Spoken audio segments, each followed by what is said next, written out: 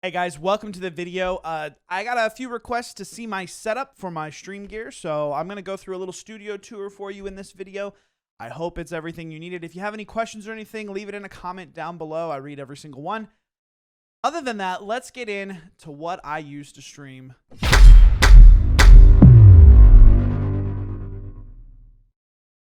Alright guys, welcome to the studio. This is where the magic happens. The first thing I'm going to talk about is just the desk in general. We're going to build out this as we go. The desk right here is an uplift desk. It's used for the capabilities of sitting and standing. So it has a little widget here for programming of the heights. It is a very solid and sturdy table. It allows for those motors to be able to lift everything on the desk at the same time. So it has to be a very, very, very solid desk. I love how wide it is. It lets me put all my gadgets all on top of it so that anything that I need can be placed up here without the idea that it could fall over or break or any of that sort of stuff. So it's very, I highly recommend it, except that it is very expensive to get the sit-stand desk. But anyway, moving on. What I use to stream, there are dual PC setup. I have a streaming rig and a gaming rig. And so the streaming rig has an Intel i9 9900K at 3.6 gigahertz. It also has 16 gigabytes of RAM with an NVIDIA GeForce GTX 970. The rig itself is actually used to be my gaming rig, and then moved over as I built the second gaming rig, and now it's converted into my streaming rig. But moving on, the gaming rig over here has an Intel i9 7900X. 32 gigabytes of RAM installed with an NVIDIA GeForce GTX 1080 Ti. It can capable of doing anything. I know some of you might be understanding that the Intel in my streaming rig is newer than the gaming rig, and that is just due to the fact that I upgraded the streaming rig recently because I needed more horsepower on the stream for different assets, as far as like streams or scene switching. And animation, broadcasting, all of that sort of stuff. So I upgraded that one. The gaming rig will be next in the near future. They connect through an Elgato 4K capture card that is installed in the streaming rig. And in order for me to switch between my PS4, Xbox, Switch, or gaming rig, I use a simple HDMI splitter that is on top of my desk. Very simple, very easy. It has a little remote that just cycles through the 4 inputs. And makes it very simple on the fly to be able to switch between whatever one I want to do. Coming up, I'm going to look at the monitors next. These monitors are very simple in and of themselves. There are two 1080 side monitors that are simple Asus screens. They're just the cheapo type that are just a screen. No special gaming ability, no special anything, just technical brightness, that sort of stuff. It's just simple screens that show me my OBS, my chat, and any other supporting software that I might need during streaming. The middle monitor is an actual gaming monitor that is an Asus PB278Q. I'm not very fond of it.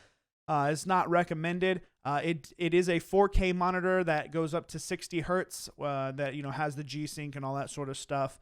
But the button manipulation on the bottom is not very good. The HDMI ports don't support 4K, so I can only do 4K through a display port. And it just, all in all, just makes it very, very, I was just unimpressed. Let's just put it that way. So I would not recommend it, but that is what I'm using right now. That is one thing that I do want to upgrade in the future. As far as streaming gear goes, moving on from this, I'm going to look at the camera. Camera that I use is a Sony a6000. The Sony a6000 is very good with DLSR quality and has a very good usage as far as capturing realistic movements and being more precise with instead of just a USB webcam. But again, not super recommended. I can't flip around the screen on it to be able to interact with it while it's pointed at me. And there are a couple other things that make it a little less enjoyable, especially with having to get a special cord that was a buy-on product to let it run off of AC adaptation. So good and bad with it, but it is very good quality, and it's just my starter. It's my first camera that I've gotten that's DLSR, so working with it. Next on the table is the little Stream Deck. This is a small. There's a larger Stream Deck XL. This is the normal or middle size, and then there's a small mini Stream Deck that you can replicate if you wanted to get more than just the one. This one's pretty good. It does have 15 different buttons that can be used.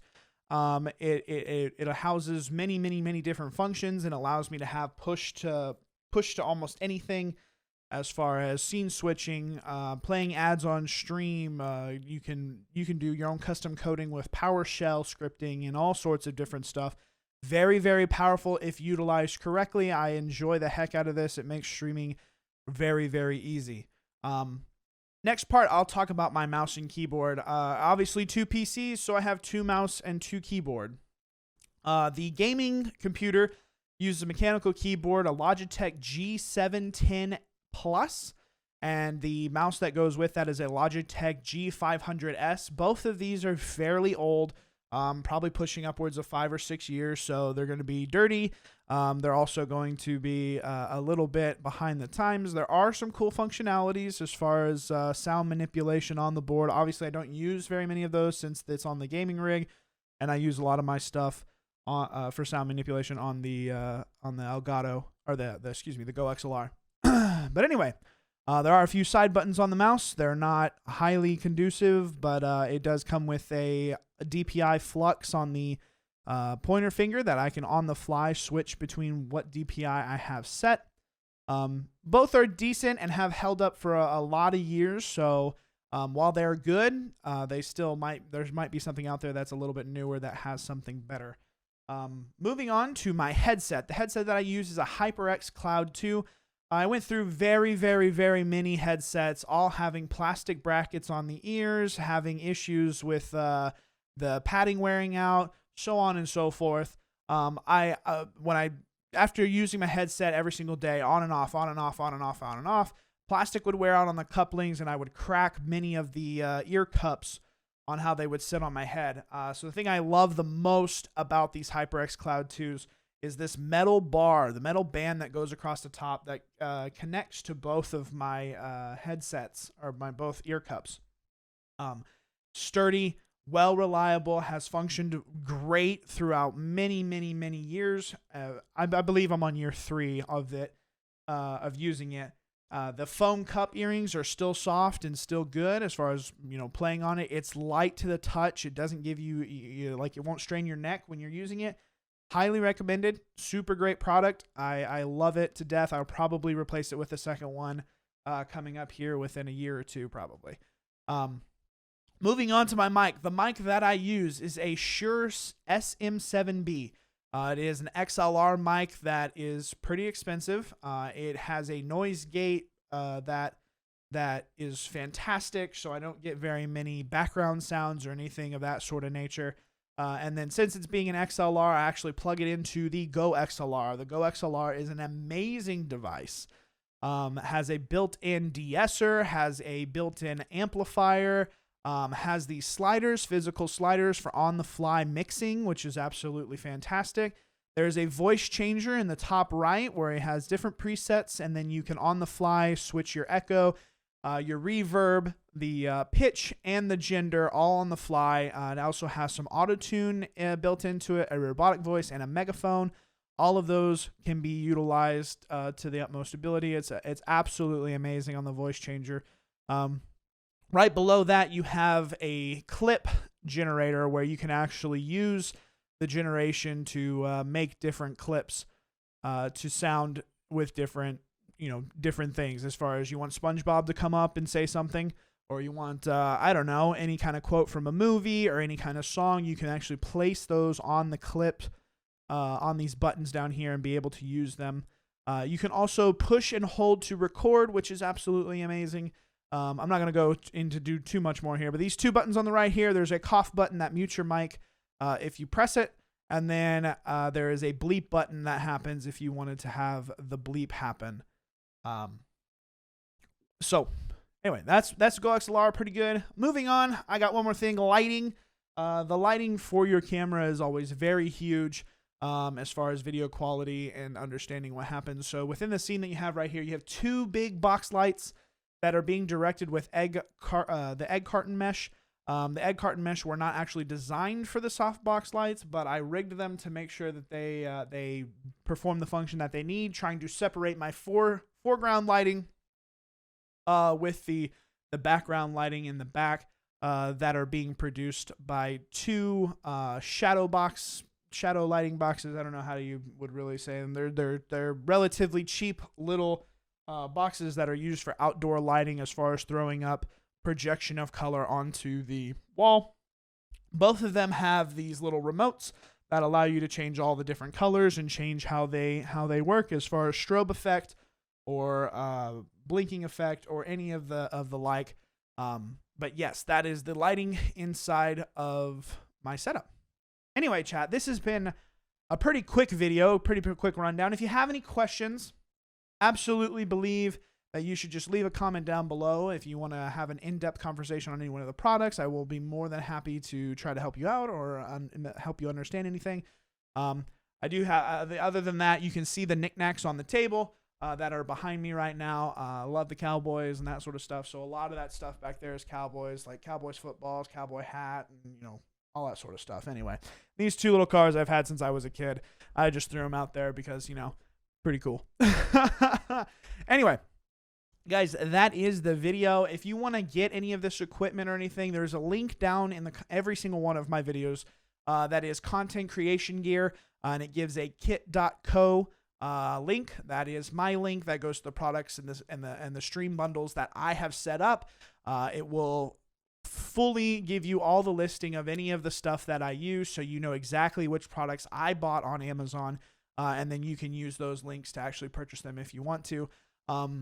Most of this gear is very, very top notch. There's a lot of money that I have invested in this. I do want to do this as a full-time career, and since I've invested, I know that the content that I produce has a quality high enough to compete with the biggest people, and that's the reason that I did it. If you don't know if this is for you, I highly suggest that you do not get any of the equipment that I have, because there's many, many, many other pieces out there that can be used to actually get you into a better spot. As far as just upgrading one piece can be the thing that really helps. Always look for audio over video, something that people can't listen to or can't. Audio will always detract your viewerships before video does. Someone will watch something on a 1080p old brick phone or whatever, but if the audio quality is pretty good, they'll stick around. But if something looks really good but has a baby screeching, people will leave immediately. So just recognize that if you're going to invest in something, probably think about audio first. Anyway, that's getting into more stream discussion. We can have a discussion down below in the comments. Anyway, I stream every single day, Monday through Friday, Saturday, and Sunday, 6:30 p.m. Central Standard Time. If you want to come by, link in the description down below. Other than that, I've taken up a ton of your time. I hope you've enjoyed the little tour and all the different little pieces that I have together. Enjoy your freaking day, and I will see you in the next video. Bye, guys.